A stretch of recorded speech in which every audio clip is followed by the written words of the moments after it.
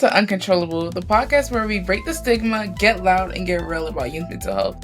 Truth is that having mental health struggles isn't weird, unnatural, or something to be ashamed of. It means you're human. Mental health affects us all, directly or indirectly.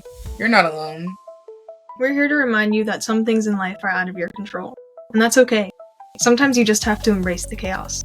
Mental health doesn't have to be scary or heavy all the time. It can also be a very fun and relatable topic. This podcast is packed with stories, tools, and fresh ways to handle all the stuff that feels, well, uncontrollable.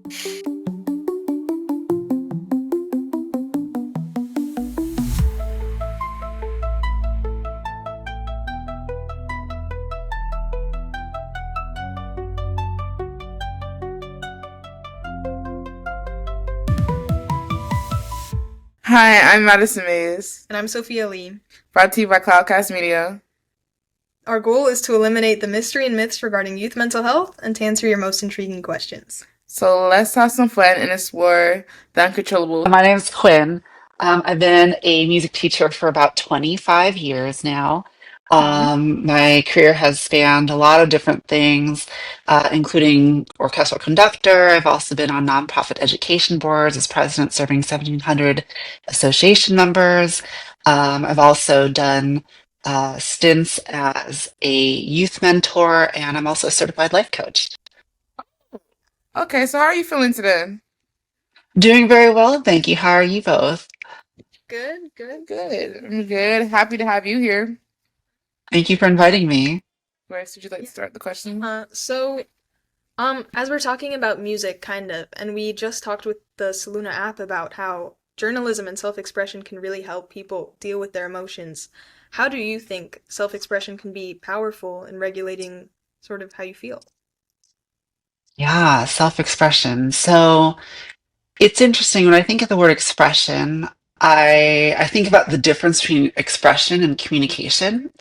And I think that when we talk about communication, it's the things which we have a framework to communicate and to express, like, what do you want for dinner? What's your favorite food? That sort of stuff. I think expression falls under the realm of stuff that's really difficult for us to have a framework, like grief, what it feels like to have anxiety, what it feels like to consider your own mortality, things of that nature that are a little bit less like, here's this cut and dry answer, and I have all these experiences in which to define it. And expression for me is, how do we put a language or a style to something which is really hard to literally express? Try not to use the word expression in my explanation, but that's the problem, is that it's hard to have those conversations, hard to have those feelings, and be able to communicate from one human being to another. So I think self-expression is everything. It allows for an outlet, for a more healthy way to process your emotions, your feelings. It connects human beings. I mean, it's just everything. I think as a musician and as someone who teaches music, we're often dealing with stuff that doesn't have words, but definitely has emotions, right? You have a piece that might be like full of anger and angst, and it allows you to feel, whether it's the composer, whether it's, your own experiences with those emotions, how to communicate that and how to actually respect that in yourself too. I don't know if that answers your question. No, it definitely does. And sort of like how expression helps you communicate to the people in your life who can help you, because you're learning how to define what you're feeling through music or through this sport or something else, and then maybe you'll be better doing it in the real world with other people. Absolutely. So we know like a lot of hobbies take up a lot of time, including your classical music, right? It takes time, dedication, and responsibility. Do you think like what you do, like you doing these hobbies, this classical music, any other hobby you may do you think it gives you like it can give students a sense of accomplishment and like capability or purpose? Or how has it given you that? Yeah, I definitely think it gives you a sense of accomplishment. I mean, just working at anything and working through problems and working through adversity, I think gives you that sense of resilience. But I always like to say, classical music study or any like art study, whether you're an athlete, whether you study acting, whatever it happens to be, right? That takes time, diligence, and dedication. Is you're really building something that psychologists call self-efficacy. And self-efficacy is different than self-confidence because I think that self-confidence is this idea that you have a blind faith in your ability to just do things. Like, for example, if you said, "Hey, Quinn, can you uh I don't know, set this floor like a carpenter." I'm like, "Yeah, I'll give it my best shot." Like I could probably do that when I have really no basis for saying yes to that at all, right? So it's like an old college try. But self-efficacy is the idea that you have past successes to lean on, that you have a history of those things. So I think with music, like I look at like a beginner violinist, for example, and it's like they're learning Twinkle, Twinkle, Little Star. And then they learn it, right? They go through all the trials and tribulations of applying themselves. And then they get a harder piece because that's how music education works. You just get tasked the next hardest thing. And once you complete that, you feel like 2 seconds of accomplishment. And then you get another harder thing. Oh, I think it teaches people is that, wow, well, if I was able to get through the last thing, and this is a little bit harder, because I have physical proof that this actually worked and I was able to work through that process, I think I have some self-efficacy or some confidence in to work into the next process. So I definitely think that any type of discipline study gives you that self-efficacy over time. And then do you also think that, because I know that classical violin from experience can be very very difficult, that once students start developing this sense of confidence in, oh, I can do hard things, I've done so many hard things already, do you think that translates to real life, where if they start experiencing a challenge maybe later on, they can go, okay, this is really hard right now, but I know that I can do it, I know that I can do hard things. Yeah, absolutely. So I would say that boils down to, whether you're a musician, whether you're an athlete, whether, you're just studying all day at math, whatever it happens to be, that you develop habits, you develop a process, you develop a framework for how to look at a challenging or difficult situation and say, okay, what was step one? Like, if you think about something that you succeeded at, you look back and you can retrospectively go through that process. Like, okay, I had this thing, it felt super anxiety producing. I didn't really want to do it, but what did step one look like? And then when I got through that, what did I do next? And then once I got through that, what did I do next? And, it's trying to essentially like take the next right step all the time. And I think that that definitely translates to real life because if I'm able to say, okay, I can handle this hard situation, if it's a situation that has nothing to do with it, like for example, like going back to the floor carpentry example, I may not know what I'm doing as a carpenter. I really don't, right? But I go, okay, this is literally like violent. If I can do this, there has to be a step one somewhere. Like there has to be. It's not like real carpenters don't have their own step one. So if I can see that from my own violin playing or from whatever hobby I decide to invest myself in, I know that there must be one here. All I have to do is have the patience and the time and the problem solving skill to find what that step one was.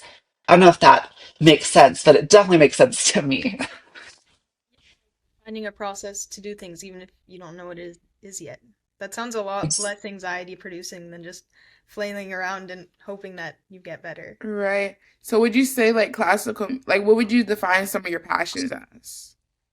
Oh, my personal passions outside of Yeah, like is music? it yeah, no, like is it music or like yeah, maybe your personal passions like hobby wise or what you like to do? Oh yeah. Okay. So my personal passions outside of music, I like weightlifting. It's been a new journey for me, but it's really fun to kind of get into the gym and increase your weight like 2.5 or 5 pounds each week, or sometimes not. I love cooking. I love food science and experimenting with different flavor combinations and things of that nature. Mhm. Um, I recently started picking up pickleball. I'm taking pickleball lessons. I'm like super bad at it, but it's really fun. So so how do you believe like everyone could benefit from kind of doing what you're doing, exploring or figure out their own thing? Like how can people really benefit from it or why should they do it? Yeah. Okay. So like this is a big thing. So in my realm, which is education, we talk a lot about fixed mindset versus growth mindset, right? And so the classic study of fixed versus growth mindset came from kids who were taking a math test. So they split up these kids into group A and group B. And they gave all these kids the same math test. And then they decided preemptively that they're going to tell group A a certain thing that was different than group B. And so what they said is group A, we're going to tell them, wow, you are so good at math. Like you're so smart. You're like a gifted mathematician. Right. And the group B, they're like, ah, nice try. That was a valiant effort. Good try though, right? And then they decided after giving them the feedback that they would give them the choice of doing a math test that was of the same exact difficulty as the one they just took, or a math test that was much harder, but with the caveat that they would learn a lot more from doing it. So I'm curious, what do you guys think happened for the people who are told, wow, you're so smart, you're so good? Did they want to take the math test that was harder and they learn a lot more from it, or did they want to do the one that was same difficulty? Hobbies. People probably would want to maybe same. Yeah, it's interesting because you'd think that if I was so great, like I'd want to do something that would challenge me more. And it was actually, you're right. It was the exact opposite. People who were praised wanted to just keep doing the same thing. And what they found out is that these people then were trained essentially to be fixed mindset people. So the idea behind fixed mindset is that you have a certain reputation, you have a certain estimation of your abilities, and you want to make sure that no one becomes the wiser and they start to say, oh, actually, you know what? You weren't as smart as I thought you were, right? That kind of goes hand in hand with imposter syndrome. That when we actually experience a lot of praise, that we actually sometimes feel like, okay, well, I better make sure that I don't disappoint these people. And so, what fixed mindset is associated with is less risk taking, more deciding to play it safe, and not pushing your boundaries. Whereas that's second group that was told, "Hey, nice try, but it was good effort, right? But you're not really a star player." They're like, "Ah, what do I got to lose? All I have to do is, take this other math test. I'm still probably gonna be just as bad as I just was, But like, but I'll learn more." right, so like, why might as well give it a shot. Might as well give it a shot. Exactly. And so, what we associate the growth mindset group is with experimentation and trying new things and new strategies, and that failure is okay. And failure is part of the process. And there's not a reputation or an identity to uphold. And so, when you ask me, what is the benefit of having hobbies? Um, and what does it do for someone? It really goes back to the idea that when you have something that you're like I said, like pickleball, I'm like literally terrible. It's so bad. But I enjoy it because it's like one area of my life where I'm not asked to be an expert. And so if you're like, hey, like, wow, you're such a good pickleball player, I would feel a lot of tension, a lot of pressure to like make every shot. And actually it would probably become very unenjoyable for me, honestly, because I wouldn't have that non-judgmental environment. I wouldn't have the latitude to experiment and fail. And also just enjoy the process, right? And I think that that's something that you find a lot in that fixed mindset group is that you're just upholding this narrative, this idea, or this reputation. And that leads you to feeling stuck. It leads you to feeling like you have so much pressure and you have to perform. And I think that leads to a lot of anxiety. So just like kind of unfixing your mind, just to be able to just to do whatever. That's what I like about hobbies. Cause I was even trying to pick up knitting with my friend, and like Oh. yeah, cause I used to do it a while ago, but it was like a bunch of focus or like even helping her with puzzles. And I feel like that's the kind of the beauty of it, being able to fail. And I feel like it really helps the Mm-hmm. mind. Like I feel like it kind of brings more joy to your mind with being so open, ready, so open to learn, and like kind of Yeah. developing those new skill sets. Uh-huh. I feel like it can really just make like help overall better your life. Yeah. And like not being afraid to fail, I feel like too, then the way you start to live your life, you take more chances, you have more fun, and there's True. like less pressure. Because if you can't even fail in your mind, if failure isn't a big deal, then like you'd probably be happier half the Right. I time. feel like everyone's so afraid of, or I'm not even, even myself, like with certain things, I'd Mm-hmm. be afraid of Yeah. failure. My parents always try to remind, like, it's okay to make mistakes. Like, that's just a part of life. Mm-hmm. Yeah. Yeah. I'd even go so further and say it's not even just a part of life. I would actually replace the word failure with learning because I always like to tell my students, like, what did you ever learn from doing something right the first time? If you're doing it right the first time, you've already learned it, right? Past tense. But if you're allowing yourself to experiment, to take risks, to I don't know, we need to come up with a better word than fail, right? Maybe we'll just say learn, like Right. allowing yourself to learn, right? It's just fun. And yeah. Because I feel like failure is such like a scare, like a harsh word to, like, oh, you failed that test. Yeah. So like, I kind of like your take on it. Like, take it as a learning opportunity.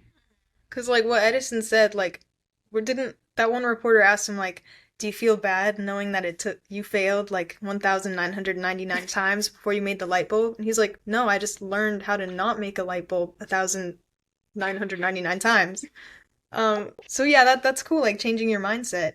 Um, Can Very get more, interesting. really work on that, or even like trying to find like stuff people are passionate about. Wait, so do you think everyone? Would you say everyone has a passion, like being a life coach, all that, or they just like have to look for it? Oh, that's a really good question. God, passion is such a loaded word, I feel. Um, I don't know. See, okay. So I think people are passionate about stuff that they're good at, first of all. And I would actually maybe even further define what good at means. And I would say that when you spend time, when you spend energy, when you spend your resources, and it happens to be effective, that's what being good at something feels like. It's fun. It feels like an effective action, right? If you said, "Hey, like spend 10,000 hours doing this thing," and I like literally did not get better, like saw no real progress out of that, one, that would definitely not be fun. I would definitely not be considered good at it, and I definitely wouldn't develop any passion from it, right? Um, I guess I would shoot that question back to you. Like, if you think about like, what are you both passionate about? Is it something that is just like it was like this God-given thing that like you were born to do, whatever? Or is it just like, wow, like this is something that I put energy, time, resources into. And I felt that that spending of that energy, time, resources was effective. And therefore, I got enjoyment out of it. And therefore, it gave me the motivation to keep going and pursuing those things. It is kind of hard to define because when people ask me that, right? Or like kind of like even when we were graduating high school or going into majors, everyone's always like, "What you're passionate about? What you're passionate about?" They But I are. feel like that's so hard to ask because like basically saying, "Oh, this is my passion and I need to go into life for it." That's kind of like when you said like hobbies, finding stuff like, "Oh, I really love like I really do like enjoy art. I really like museums. I just like doing art, going to museums, seeing the show, right?" But it's like, oh, would you really make that your career? That's kind of when that line gets like I do enjoy doing it. So it's kind of finding like, oh, what's the passion? I kind of like how you worded that, like putting time and energy. So that kind of gives us something like to think about. But yeah, that's Mm-hmm. kind of what people are like lost graduating, or everyone's like, oh, I have no passions, or like I'm kind of just here. So Mm-hmm. like, what's the difference between passion, liking something? That is, it's a lot that goes into that. Mm-hmm. Yeah, and I feel like if you pursue a passion and you really put your time and energy into it, then you can feel like you're at least achieving something. Because I've been getting this thing on like Instagram, I guess, that says it makes people anxious when they know that they can do something, but they aren't taking action to do it. Like if you really believe in yourself, but you aren't doing anything to get there yet, I feel like with a passion, you can believe in yourself and do it and really make progress. And you can say, oh, look, I'm succeeding in at least this one area of my life. Like it'll be okay for the rest of my life, you know? Like sort of applying it. Um, so yeah. Yeah. No, yeah. I agree with that too. Kind of just trying to build that, even like the hobbies or Hmm. just finding stuff that you really enjoy can Yeah. like overall take somebody into more positive So, things. yeah. I mean, do you think that we could all benefit from finding something to do that we are passionate about? And what would those benefits really look like? Yeah, like absolutely. And again, passion, like you said, it's like, what's your passion? It's such a loaded statement, right? Because you could be passionate about so much, right?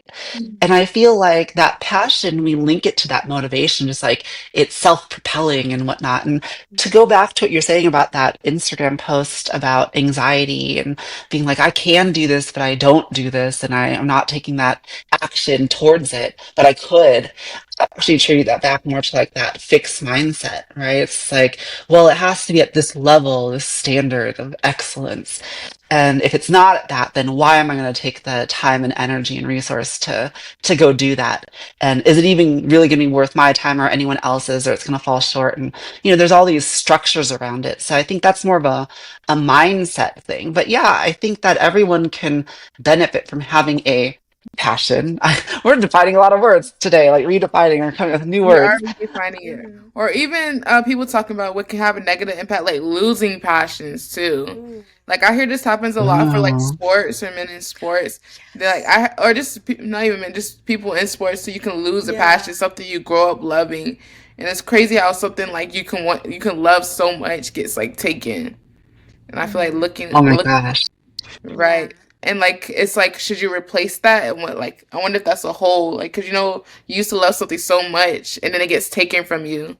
So now Yeah. it's this whole like what do you do with that whole? Yeah. Actually, because Quinn, it's so weird calling you by just your first name, but Quinn, you actually specialize, I believe, in treating people who are recovering from injuries and having to learn how to play again. They had to go this time without their passion. How do you see them process this and like regain their motivation for their passion and to just keep pushing through life and this hard time? What have you kind of learned from that? Yeah, absolutely. So I guess I have two stories because I wanted to touch on what your partner was saying about um, when you stop doing a passion, like athletes would just stop doing, they lose their passion. So one of my personal stories is when I was 17, I took the national championship first place. And there was a time when I was like, okay, I like did the thing. And then I was like, okay, so where do you go from here? Do I just like keep trying to win this thing? Right. And I was like, I don't know. I already did it. And so there's this moment where I was like, okay, well, now that I did the thing, like, is it just like trying to hold down the fort and just defend my title for as many years as I can before I just get phased out and too old to do this thing? And I would say that there's a little bit of like, quote unquote passion loss in that moment for me because I felt like, okay, now my actions are not generative. They're not generating more curiosity. They're not generating more experimentation and more fun and more options for me. It's almost like now I'm the good kid at math, right? And like I just got to be like this little math brainiac. And like if I don't do it, then I was just like this charlatan this whole time. So, but I think the other thing is like being injured, like what you were saying, Sophia. So yeah, I do work with a lot of musicians who, after so many years of playing, their bodies literally just give up. And they've invested like, gosh, sometimes 20, 30, 40 years into the profession. And like your body just can't do it. I had the same thing myself where I literally was unable to play and had to reteach my body how to play. And I would say, one, it is a crushing experience of identity and narrative. So I think that whether it's an athlete, right, and like, okay, I was the best, I don't know, football player ever, best quarterback, and all of a sudden you get injured, maybe you tore your ACL or something like that, and now you're like, okay, well, who am I now if I can't be the best? It's like, who was I if I couldn't be first in the nation at viola? You have to kind of be able to have the curiosity to reinvent yourself and refine and recontextualize what that meaning means for you. And I think that's a constant process. I don't think you can actually keep the same identity for very long, actually. Think about it from a cellular level. Like we have completely new cells of every single organ every 7 years. That's why your allergies change every 7 years, by the way. Right? So if you literally on a biological level weren't the same person 7 years ago, how do you think your identity is serving you of who you were 7 years ago? So let's just say you like, I don't know, I want to be an astronaut, right? And that's my passion. And you're like, okay, I need to want to be an astronaut for the next 70 years until I, retire or pass away, whatever. That's a big ask without learning how to redefine yourself through that process. So Going back to passion, see, I'm losing track of the question. What is it that you asked me No, again? I was just well, the main focus of like kind of what you're talking about now. So like losing it. So is it okay? Like, do you think it's okay for people to lose that passion? Like, should they, and when they lose it, should they just automatically try to jump into something else, or do you kind of have to like accept it? Because you say you come into like you meet people all the time who may like lose something. So what do you do with this loss? Yeah, that's a really big question. So I think it really depends on each person and what they want to do with it. Some people, you know, like let's say it's your profession. Like the people that I work with, it's literally their profession to perform. So they have to overcome their situation because otherwise they can't pay their bills, right?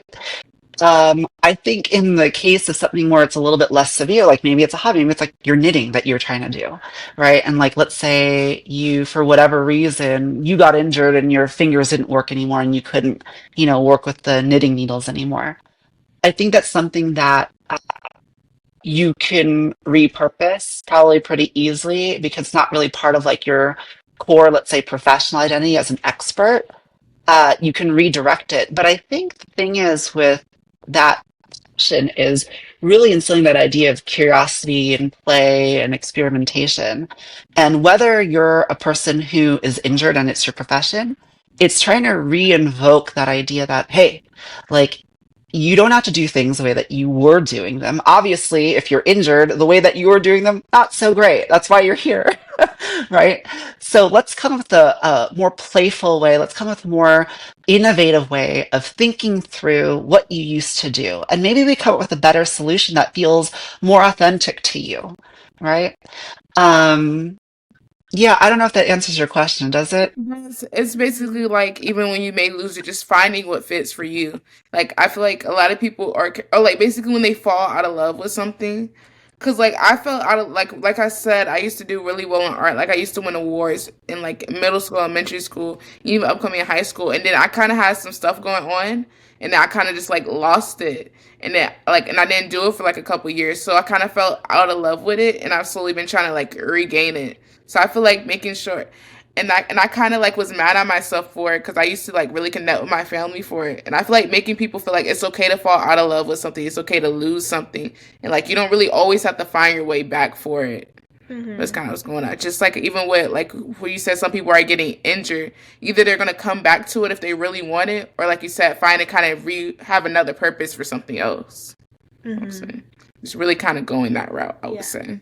Like when you stop doing a passion, it opens up something new that maybe you've always wanted to try but never got to. Because people do put a lot of time and energy into one thing, thinking Yeah. it's for them when it's like really, well, it's not to say that it's not for you, but people put a lot of time and energy into one thing while even trying other things that might even make them happier. Mm-hmm. So Yeah. I think it's all about like finding yourself in that way too. Like that, what you said, that growth mindset of like, okay, this may or may not be for me, but having that mindset, oh, let me keep going, let me look, let me explore, let me dabble in things I'm probably trash at, like you said, the racquetball, but you enjoy it, it makes you happier. So Mm-hmm. I think that's something they're really honing onto. Yeah. It's speaking. By the way, what time is it? Wait, is it already time? Hold on. Uh, Do you What time is it? I think it's game it time. might be game time. Yeah. So in the middle of our podcast, we like to do mini game segments. Uh-huh. Would you like to play our game today? Absolutely. Let's do it. Okay, so today's game is overrated, underrated. So we're gonna say something and then you tell us if you think it's overrated or underrated. Okay. Okay, starting off strong with reality TV. I like it. So underrated. Nah, I like reality. You think? What do you think about reality TV? You watch it? I feel like everybody trashes on it, but that's also like the same people who look at it, you know? Right? I feel like So, I don't know. I feel like reality TV reflects a lot of what society, like, mhm. kind of how it is, and it's like a big social experience to me. And there's so much like psychological, like, and analysis points from watching reality TV. Like, it's kind of because they're like kind of closed off, or like Love Island. I've been watching Love Island. Yeah. Yeah, like if you think about it, they're like stuck in what like rooms for like they're stuck in hotels for like about 3 4 weeks, and they just get thrown into like this secluded space with like 10 people they don't know. So if you Mhm. really think about it, they're like lab rats. Yeah. They're like lab rats, so underrated. Okay. Avocado toast. Overrated. Overrated? You don't like Okay, I avocados? agree. I love avocado toast, but gosh, like the fact that like it's like the new it food and like it's on every menu, like it's just a piece of bread with a piece of avocado and maybe some other flavoring. Come on. Like it's not hard to make. I can make it, you can make it. Like why are we going to a restaurant for this stuff? That's Yeah, true. like $20 for a piece of toast, I swear. That's true. It's ridiculous. Avocado does taste good on burgers, though. That's true. Yeah. It tastes good on burgers. Okay, next one. Ooh, Taco Bell. Overrated? I Yeah. don't know why people have such a fascination with it. It's literally just like kind of bad Mexican food. It's really bad. That's how I feel about Chipotle. I think Chipotle's overrated. I love Chipotle. You know, Chipotle. Yeah. That reaction, she did not like you for that. Right? Like, I react like that for everything. I'm very Chipotle. No, have you seen those videos on TikTok with the little clear bugs that be crawling in the dishes? Oh, I have to say, Oh, but yeah. Yeah, Later. I think I don't know. Something else, and it doesn't sit right. Something about Chipotle doesn't sit right with me. Just I think can't. it's good. Better than Taco Bell. I don't want to talk about. But you're trashing on Chipotle. Okay, never mind. We have to get through. Okay. The next one, Twilight. okay. You guys need to kill me. I've never seen Twilight, so I have to say cannot comment. No, I've never seen Twilight 2, but I have seen. Do you know what Vampire Diaries is? Mm-hmm. Okay. I've seen Vampire Diaries. What do you think of Cybertrucks? Over or Oh under? my gosh. Overrated. Yeah, I don't So ugly. I'm sorry. They're so- Are they bulletproof? know. Then why do they look like that? When he threw the rock at the window, shattered. Yeah. And then he did it again. What's the point of a Cybertruck? Like, I get if it was like this big bulletproof, impenetrable machine, but it's just like there. Yeah. I don't know. It's kind of dystopian. Like they don't look real. Yeah. Yeah. Very overrated. Ooh, this is a controversial one. Eminem. You know the rapper? M&M's? Over. No, Oh, M&M. I was like thinking like M&M's, like the peanut one and stuff. actually, peanut M&Ms are on the list, lower down. So I guess we can do Oh, really? Okay, we'll do both. Okay, well, peanut M&Ms. Okay, peanut butter M&Ms underrated. Peanut M&Ms overrated. Eminem the rapper, I think he's one of the greats. So I would say underrated. Okay. Although I would just say like fairly rated. Okay, fairly. Okay. Let's see. What do you think of pickles? Pickles, underrated. Thank I you. love pickles. I love pickles Yeah. too.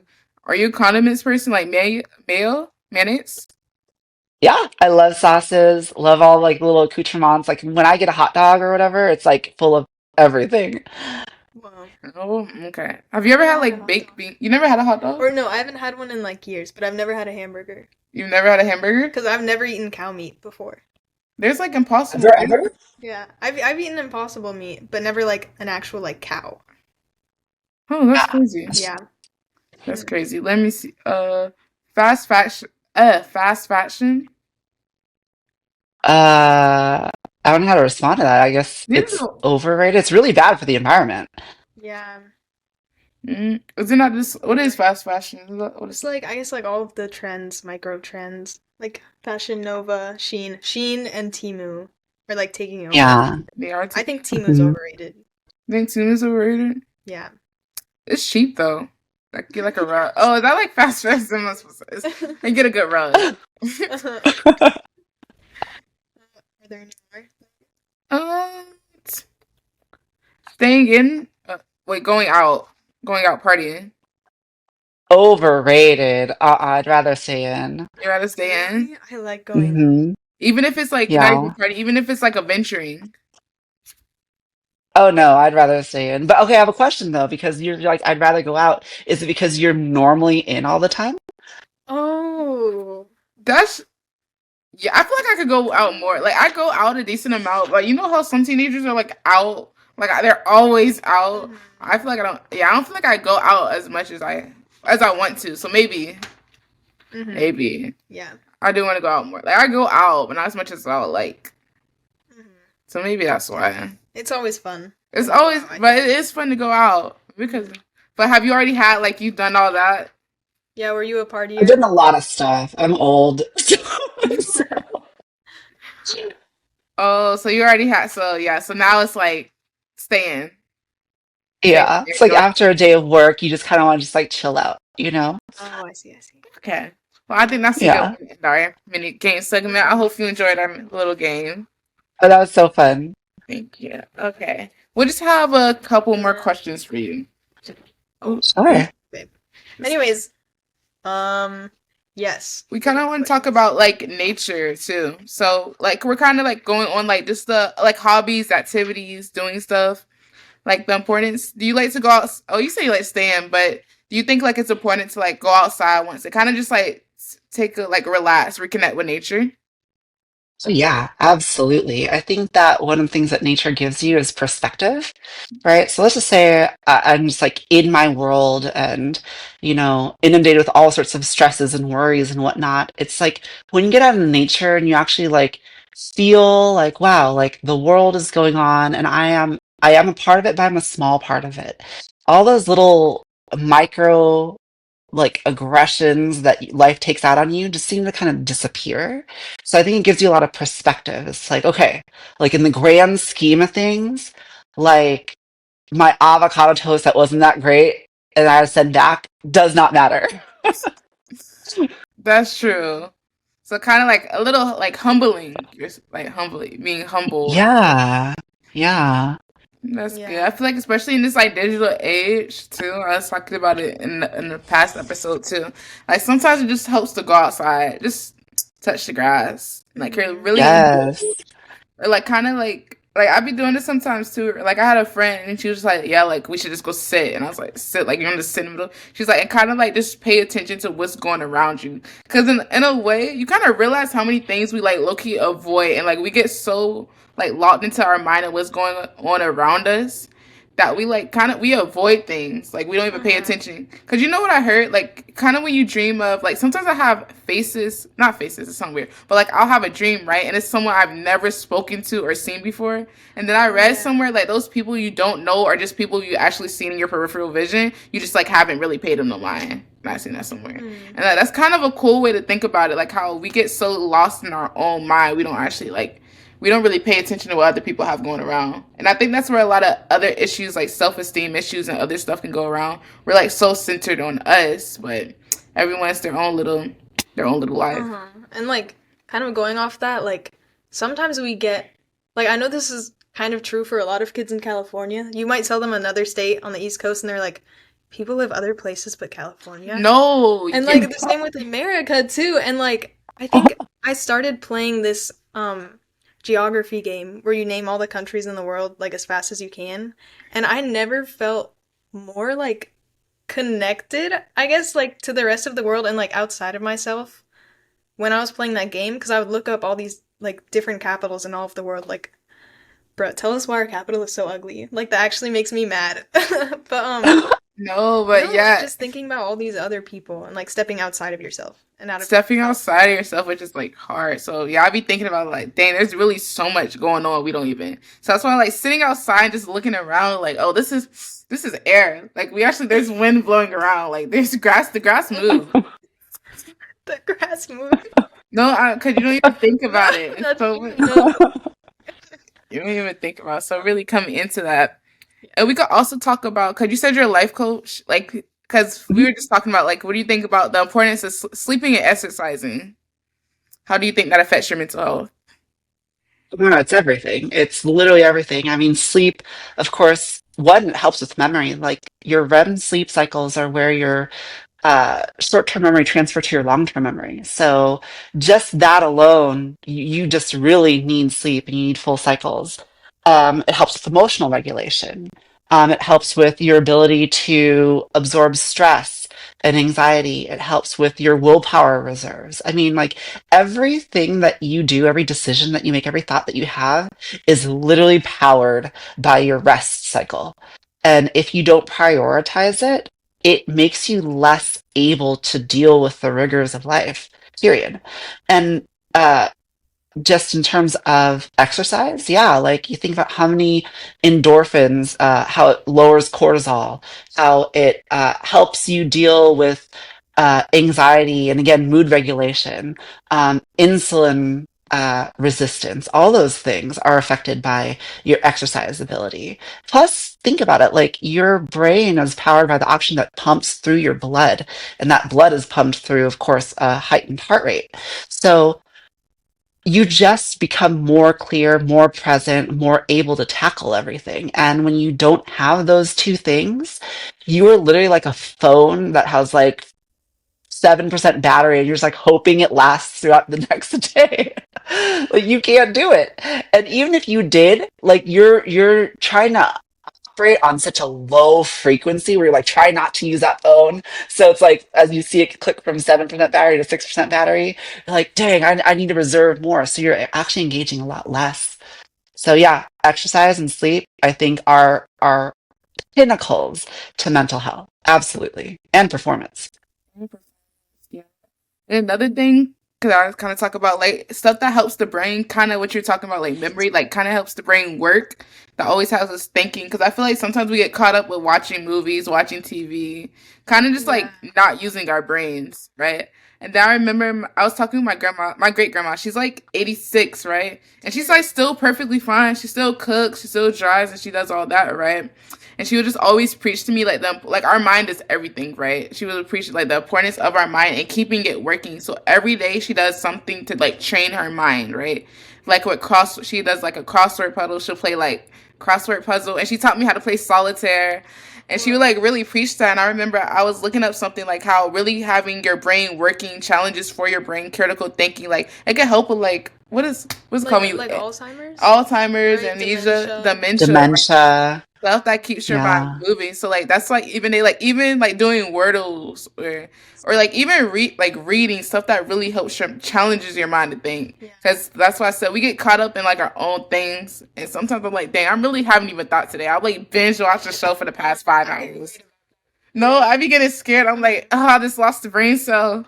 They be like my brain cells be disappearing. So that's where I'm like really using your brain too, like the crosswords and all that too, really helps a lot. Mm-hmm. So I'm trying to get it Yeah. over it and trying to get it going. Yeah. So do you have anything more to ask? Any last thoughts, Quinn? No, I think that what you both are doing is like so needed for young people because these are the people that are least likely to have the tools and are looking to other people who have gone before to give them some type of insight or guidance. But at the end of the day, you're going to do it how you feel is respectful and authentic of you. And so having all the information and tools available to you is so, so important. So thank you for doing what you're doing. Of course. I'm so happy you could come on to give us some more about like just personal like hobbies, activities in your personal space. So like mental health, a lot of people think it can only be one thing. Right, but there's so much that goes like it's daily stuff we do every day, like training the mind. Sleep, friends. Yeah, like you can work on your mental health no matter where you are in your mind. I'm glad you gave us that other perspective. So thank you. So much. So once again, I'm Madison Mays. And I'm Sophia Lee. Brought to you by Cloudcast Media. Today we talked about activities and mental health overall with Quinn Wynn. And we hope you enjoy it. We hope you have fun. And remember, don't be afraid to explore the uncontrollable. Thank you so much. Thank you, Quinn. This was fun.